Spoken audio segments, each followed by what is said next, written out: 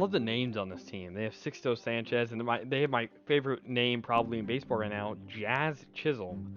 Showing emotion in baseball is terrible and should never be in the game. It's weird how the dynamic works between sports. But to win a championship, not only do you need great players on the court, but you need good chemistry, which takes time to develop.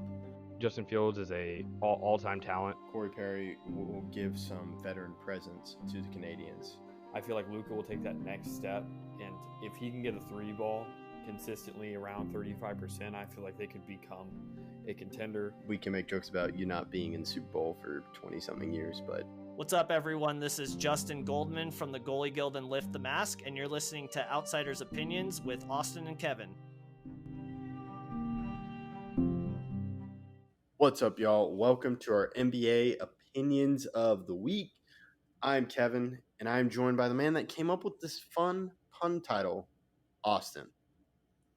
Yeah, I kind of, it's a play partially on basketball, but at the same time, will the Grizzlies be able to rebound after this terrible start? After being second in the Western Conference the last 2 years in a row, the Steven Adams injury along with the jaw suspension has really made them struggle. They are the only one-win team in the NBA.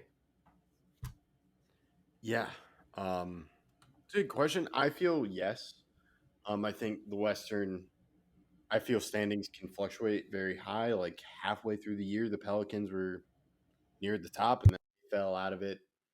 But it is surprising this start with the Grizzlies, just because they have such a nice roster. You have Desmond Bain. I love the Marcus Smart addition. I just don't get it. But yeah, Ja being out and Steven Adams, which has hurt their rebounding. I'm trying to see their stats on the rebounding. Like where are they in? Their offensive rating is last in the league. Defensive ratings around middle of the pack. But I just can't find where they would rank in rebounding. But yeah, because that puts a lot of pressure on Jaren Jackson Jr. with Steven Adams being out. I'll look at rebounding real quick. They are 17th in total rebounding, so they're just slightly below average. Yeah. Which rebounding is important. It's not everything, but still. Oh, I also forgot they're without Brandon Clark, correct? Yes. So yeah. I think they can overcome this, but yeah, it's a tough start and an unexpected one given the past 2 years. Yeah. They have the worst offensive rating in the NBA. Yeah, and that's got to change when Ja comes back. You'd think. But yeah, even with Desmond Bain now, that's surprising. Because they did well with Ja. That's what is also shocking is they did well. They were better without Ja. And the only really thing that changed was Ja's gone. They lost. Well, they added Marcus Smart. I'm just not sure what exactly changed personnel-wise outside of Smart that would cause this. Because they did well without Ja last year. Oh, they lost Tyus Jones. Yeah. But I would still say the jaw suspension and Steven Adams injuries have been the most impactful. Okay. But like, why would... Because they had such a great record without Ja last year. Do you think... I think it's Steven Adams. I think it's Brandon Clark. I think it's these injuries. I mean, Tyus Jones does hurt, but I don't think... Bain has played fine this year. He's definitely played worse than I would have expected, but he's still playing really well. The point guard being Marcus Smart. Marcus Smart's averaging 2.6 steals a game. Their problem is their guys after those top three, which is Bain, Jackson, and Smart. So do you think it's defenses or defenders aren't scared of the offense as they would with Ja Morant? I don't know about that. It's just like Xavier Tillman shooting 36.8%. It's Luke Kennard shooting 32.4. It's Santi Aldama shooting 36.4. It's just as a team, their field goal percentage is 28th of 30 at 43.6%. Their three-point percentage is 26th of 30, 32.4%. They're shooting extremely, extremely, extremely inefficiently. All right. So now we've got to the problem. It's these injuries. What are some things to solve? Do you think they wait it out, or do we see a trade? I think they wait at least until the first couple games Ja gets back. And was Ja? Is it 30 games or? I think it's 30. Okay, because I feel it's like halfway. Well, 30 isn't exactly halfway through the season, but it's a substantial amount with Ja. It's 25. 25. Okay, 25. So about 17 more games, and then that would put them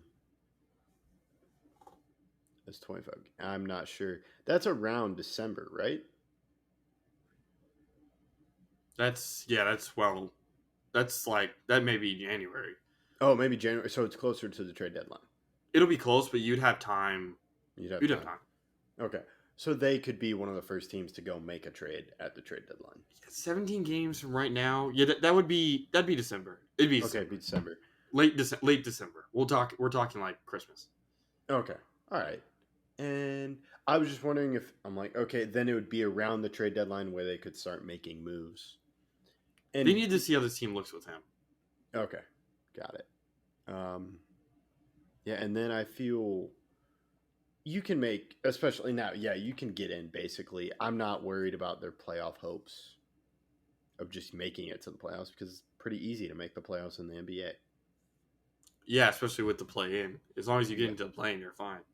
Yeah, and they have experience with the play-in. They won the play-in and caused some trouble with the Jazz.